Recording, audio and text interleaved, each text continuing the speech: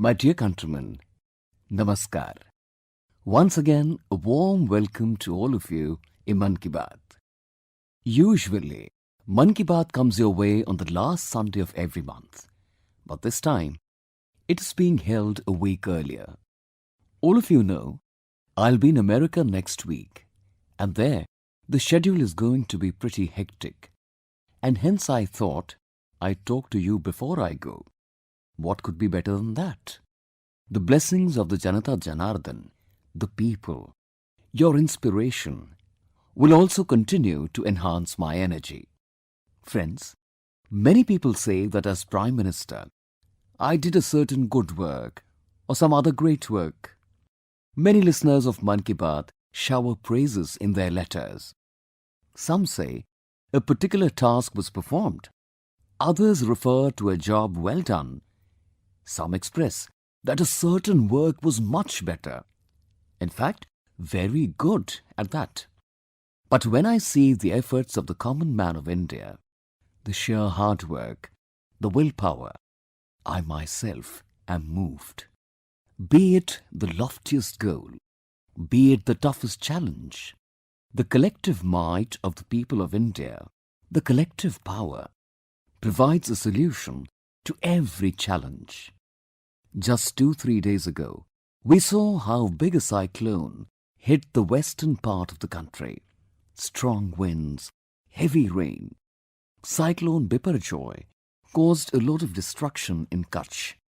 But the courage and preparedness with which the people of Kutch fought such a dangerous cyclone is equally unprecedented too. Just a couple of days later, the people of Kutch are also going to celebrate their new year. That is, Ashadhi Beej. It is also a coincidence that Ashadhi Beej is considered a symbol of the onset of rains in Kutch. I've been going to Kutch for many years. I've also had the good fortune to serve the people there. And that's how I know very well the zest and fortitude of the people of Kutch. Kutch was once termed as never to be able to recover after the devastating earthquake 2 decades ago. Today, the same district is one of the fastest growing districts of the country. I'm sure the people of Kutch will rapidly emerge from the devastation caused by Cyclone Biparjoy. Friends, no one has any control over natural calamities. But the strength of disaster management that India has developed over the years is becoming an example today. There is a significant way to combat natural calamities, namely conservation of nature. These days during monsoon, our responsibility in this direction increases manifold. That is why today the country is making collective efforts through campaigns like Catch the Rain. Last month in Mann Ki Baat, we had discussed about startups associated with water conservation. This time too, I've come to know through letters about many people who are trying their very best to save every drop of water. One such friend is Tulsiram Yadav ji of Banda district of UP. Tulsiram Yadav ji is the Pradhan of Luktara Gram Panchayat. You too know that there have always been hardships regarding water in Banda and Bundelkhand regions. To overcome this challenge, Tulsiram ji has built more than 40 ponds in the area, taking the people of the village along with him. Tulsiram ji has made the basis of his campaign farm water in farms, village water in villages. Today, the result of his hard work is that the groundwater level in his village is improving. Similarly, in Hapur district in UP, people collectively have revived an extinct river. A long time ago, there used to be a river here named Neem. As time went by, she disappeared, but was always remembered in local memories and folklore. Eventually, people decided to revive this natural heritage of theirs. On account of the collective efforts of the people, the Neem river has started flowing again. The point of origin of the river, the headwater, is also being developed as an Amrit Sarovar. Friends, these rivers, canals, lakes are not only water sources. Life's myriad hues and emotions are also associated with them. A similar scene was observed in Maharashtra just a few days ago. This particular area mostly remains in the grip of drought.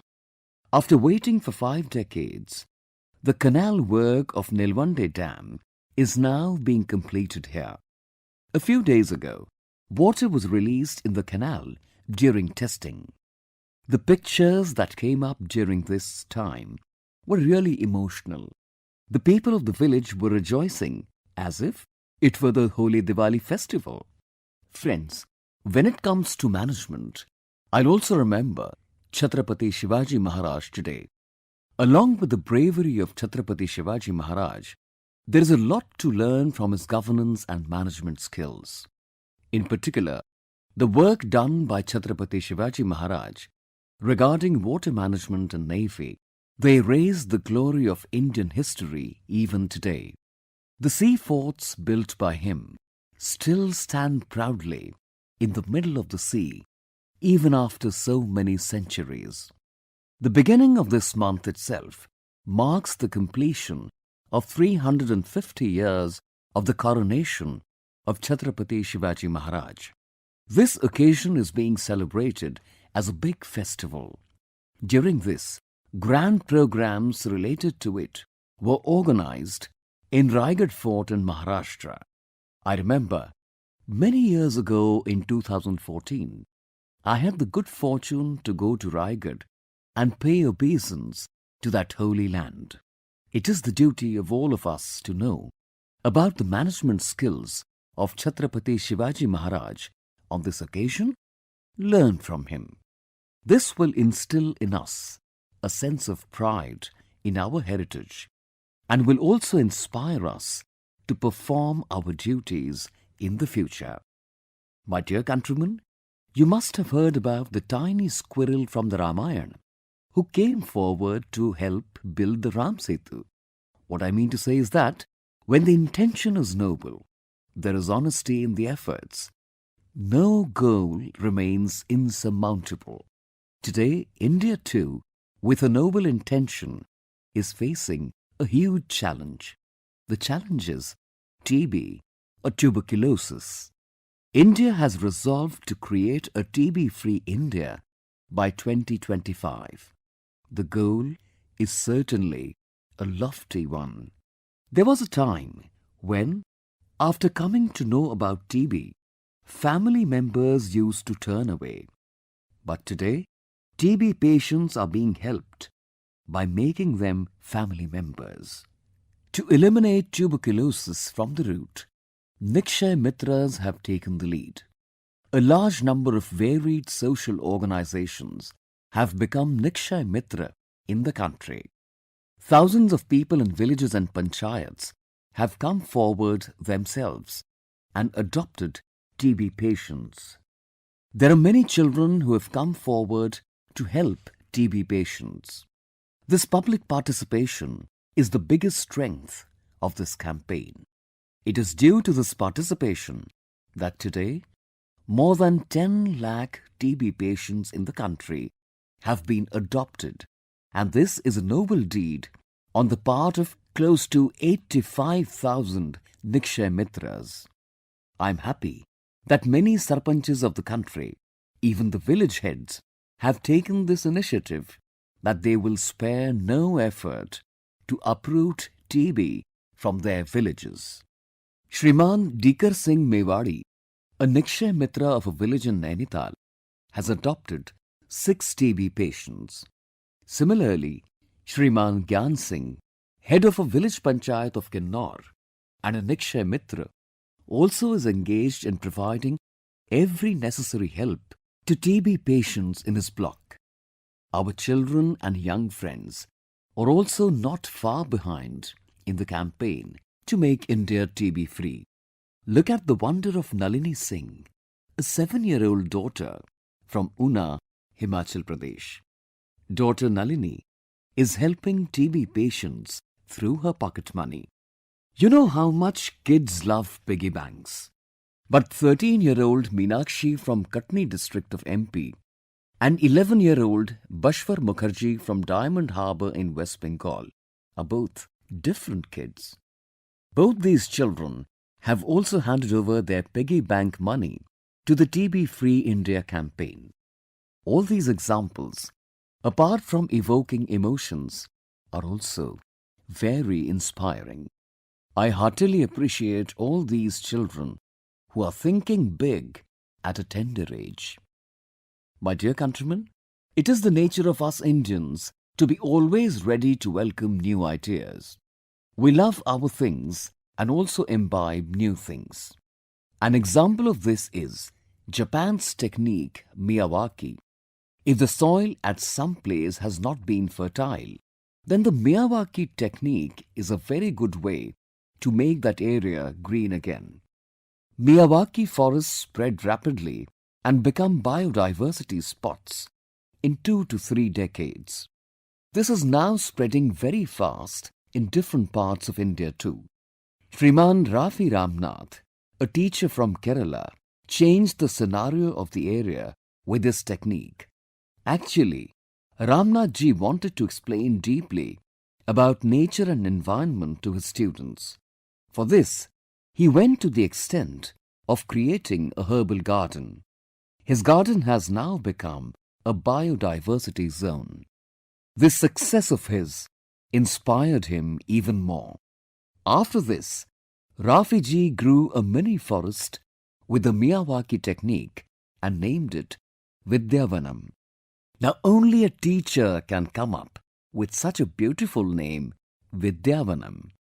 In the tiny space in this Vidyavanam of Ramnath ji, over 450 trees of 115 varieties were planted. His students also help him in their maintenance. School children from the neighborhood and common citizens throng in hordes to view this beautiful place. Miyawaki forests can be easily grown anywhere, even in cities. Some time ago, I'd inaugurated a Miyawaki forest in Kevadia, Ekta Nagar in Gujarat. In Kutch too, in the memory of the people who died in the 2001 earthquake, a Smriti Van has been built in the Miyawaki style.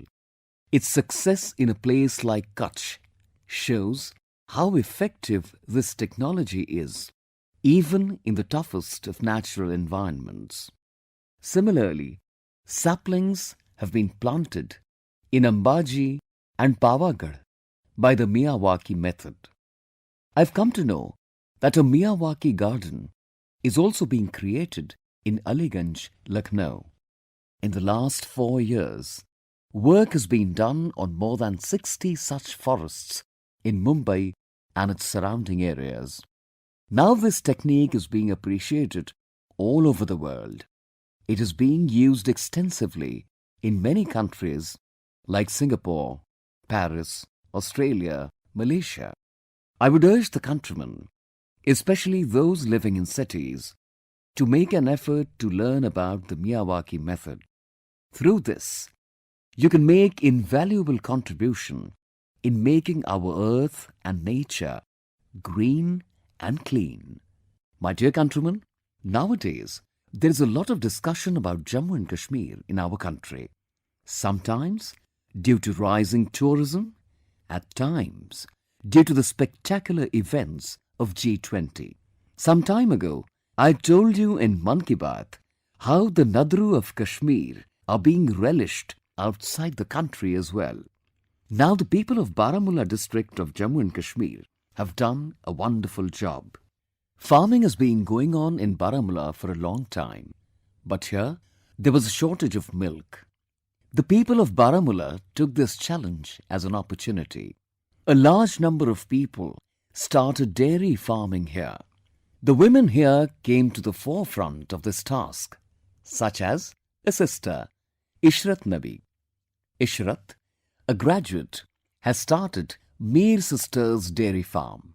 About 150 liters of milk is being sold every day from their dairy farm. Similarly, one such friend is from Sopore, Wasim Anayat. Wasim has more than 2 dozen animals and he sells more than 200 liters of milk every day. Another youth, Abid Hussain, is also doing dairy farming. His work is also progressing a lot. Due to the hard work of such people, 5.5 lakh liters of milk is being produced daily in Baramulla. The entire Baramulla is turning into the symbol of a new white revolution. During the last 2.5–3 years, more than 500 dairy units have come up here. The dairy industry of Baramulla is a testimony to the fact that every part of our country is full of possibilities. The collective will of the people of a region can achieve any goal. My dear countrymen, this month many a great news has come in for India from the sports world. The Indian team has raised the glory of the tricolour by winning the Women's Junior Asia Cup for the first time. This month itself, our men's hockey team has also won the Junior Asia Cup. With that, we have also become the team with the most wins in the history of this tournament. Our junior team also did wonders in the Junior Shooting World Cup. The Indian team has secured the first position in this tournament. Out of the total gold medals in this tournament, 20% have come in India's account alone. The Asian Under-20 Athletics Championship has also been held this June. In this, India remained in the top 3 in the medal tally among 45 countries. Friends, earlier there used to be a time when we used to come to know about international events, but often there was no mention of India in them. But today, I'm just mentioning the successes of the past few weeks.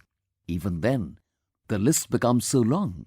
This is the real strength of our youth.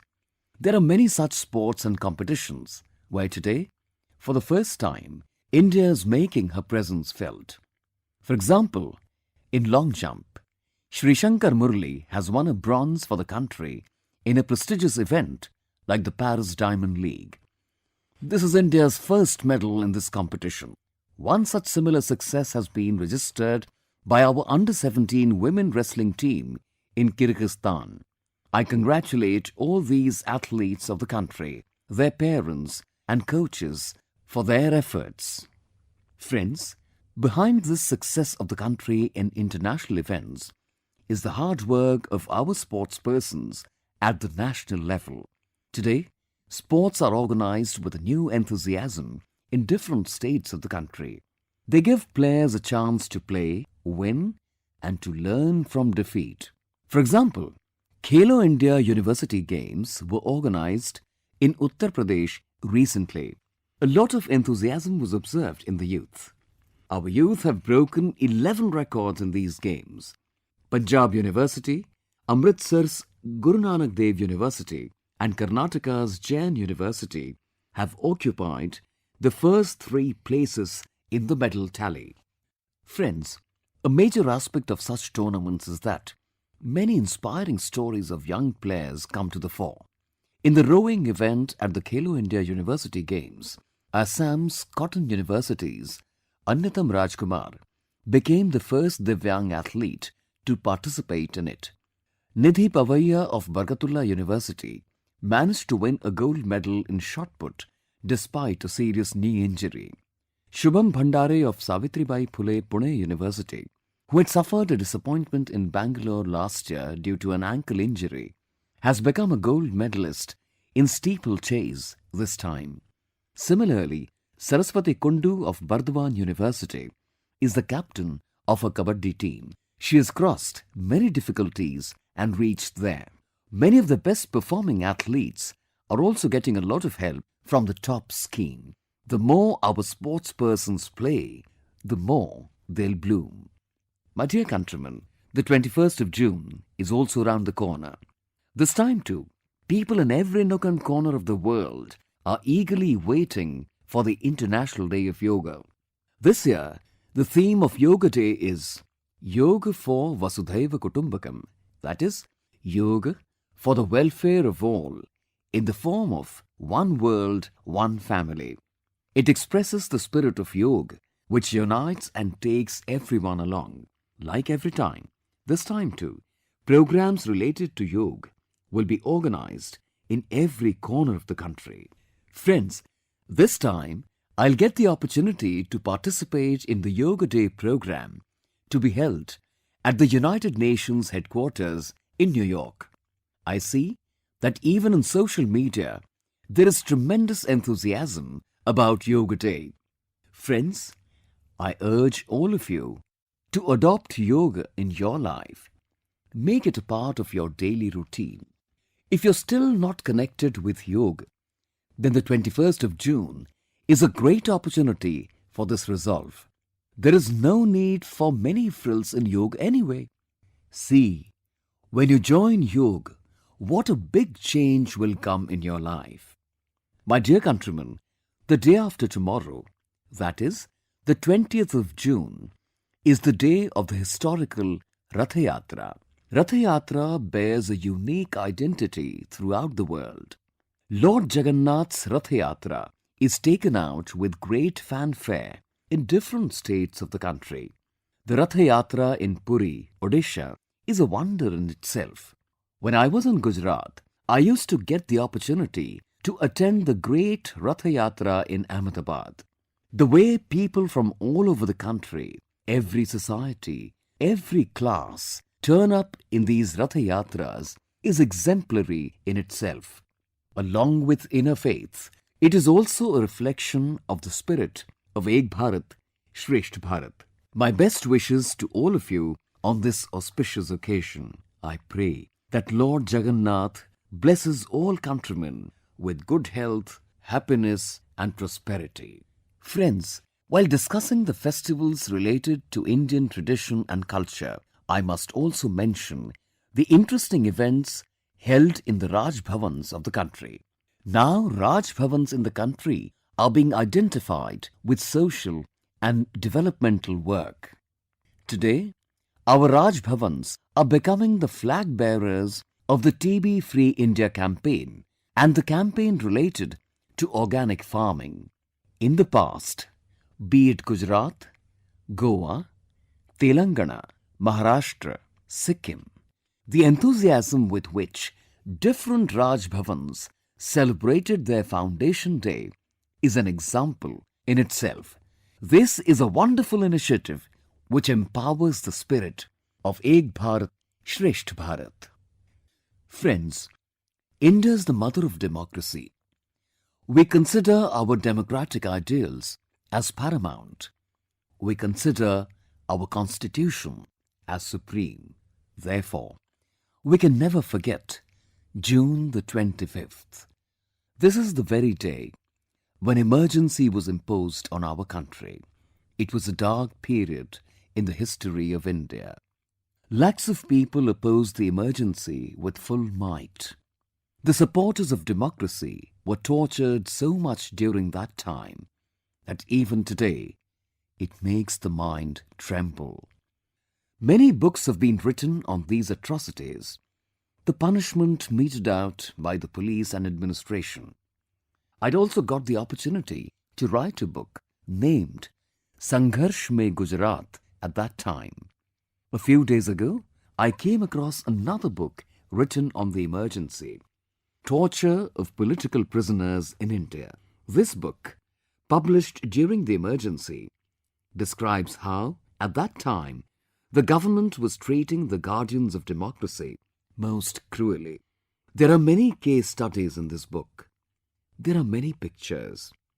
I wish that today, when we are celebrating the Azadi Ka Amrit Mahotsav, we must also have a glance at such crimes which endanger the freedom of the country. This will make it easier for today's young generation to understand the meaning and significance of democracy. My dear countrymen, Mann Ki Baat is a beautiful garland adorned with colourful pearls, each pearl unique and priceless in itself. Every episode of this program is full of life. Along with the feeling of collectivity, it fills us with a sense of duty and service towards the society. Here, those topics are discussed openly, about which we usually get to read and hear very little. We often see how many countrymen got new inspiration after a certain topic was mentioned in Mann Ki Baat. Recently, I received a letter from the country's famous Indian classical dancer, Ananda Shankar Jayant. In her letter, she has written about that episode of Mann Ki Baat in which we had discussed about storytelling. In that program, we had acknowledged the talent of the people associated with this field. Inspired by that program of Mann Ki Baat, Ananda Shankar Jayant has prepared Kutti Kahani. This is a great collection of stories from different languages meant for children. This effort is very good, also since it deepens our children's attachment to their culture. She has also uploaded some interesting videos of these stories on her YouTube channel. I specifically mentioned this effort of Ananda Shankar Jayant because I felt very happy to see how the good deeds of the countrymen are inspiring others too. Learning from this, they are also trying to do something better for the country and society with their skills. This is the collective power of the people of India, which is instilling new strength in the progress of the country. My dear countrymen, that's all this time with me in Mann Ki Baat. See you again next time with new topics. It is the season of rains. Hence, take good care of your health. Have a balanced diet and stay healthy. And yes, certainly do yoga. Now summer vacations are about to end in many schools. I would also tell the children not to keep their homework pending for the last day. Finish your work and be at ease. Thank you very much.